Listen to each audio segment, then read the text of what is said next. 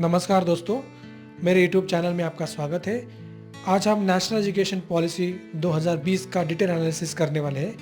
अगर आप मेरे चैनल पर नए हैं तो प्लीज़ मेरे चैनल को सब्सक्राइब कीजिए और नेशनल एजुकेशन पॉलिसी को ठीक से समझने के लिए इस वीडियो को अंत तक जरूर देखिए।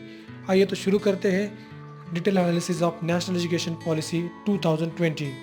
Guys, we are going to cover major highlights of National Education Policy 2020. First of all, in India, we are having 10+2 board structure. That structure is going to discontinue under this policy, and the new structure will be 5+3+3+4. Now, what is this 5+3+3+4? Let's understand one by one.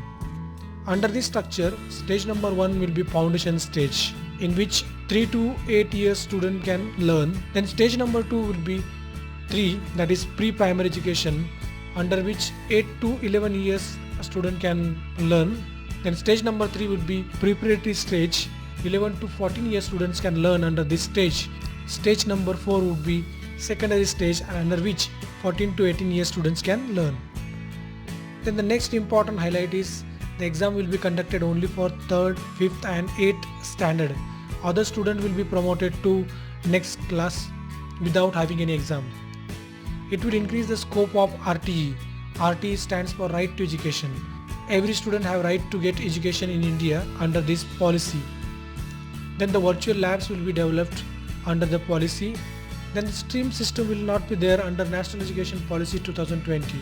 Previously, we are having 3 streams like commerce, arts and science. Students from one stream can only take education in that concerned stream, but under this policy, one student from one stream can take education in other stream also. 6th standard onwards vocational courses will be available. They can do the coding also, and also other vocational courses will be made available by government very soon. From 8th to 11th standard, student can choose their own subject as per their interest. Then the next important highlight is all graduation courses will have major and minor. It means science student can have physics as a major and music as a minor, any combination that person want to choose. Then all higher education will be governed by only one authority. Previously we are having different authorities to govern different education systems, but in this policy only one authority will govern all this system. Then the most important is UGC and AICTE will be merged. University Grant Commission and All India Council for Technical Education will be merged under this policy. All universities like government, private, open, deemed, vocational, etc.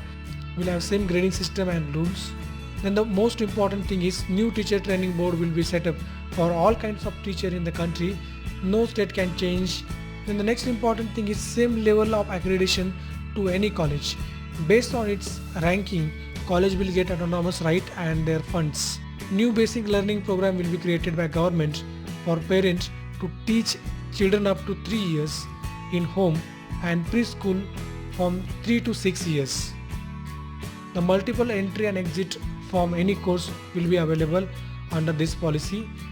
Then the next important thing is credit system for graduation for each year. Student will get some credits which he can utilize if he takes break in course and come back again to complete the course. This system will be available. And then all school exam will be semester wise, twice a year will be conducted. Then the next important highlight is the more focus will be given on the students' practical and application knowledge. In spite of having more focus on the theoretical knowledge, the focus will be given on the practical and application based knowledge. For any graduation course, if student completes only 1 year, he will get a basic certificate. If he completes 2 years, then he will get diploma certificate, and if he completes full course, then he will get degree certificate. So no year of any student will be wasted if he breaks this course in between. All graduation course fees of all the universities will be governed by a single authorities with capping on each course. Then next very important thing, the HRD ministry will be renamed as the Education Ministry, and the National Education Technology Forum, that is NETF, will be created.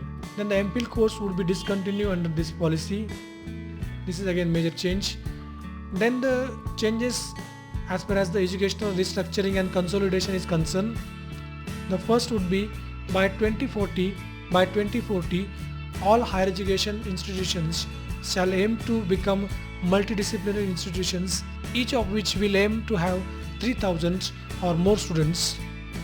Then the next important consolidation is the aim will be to increase the gross enrollment ratio in higher education, including vocational education, from 26.3% in the year 2018 to 50% by the year 2035.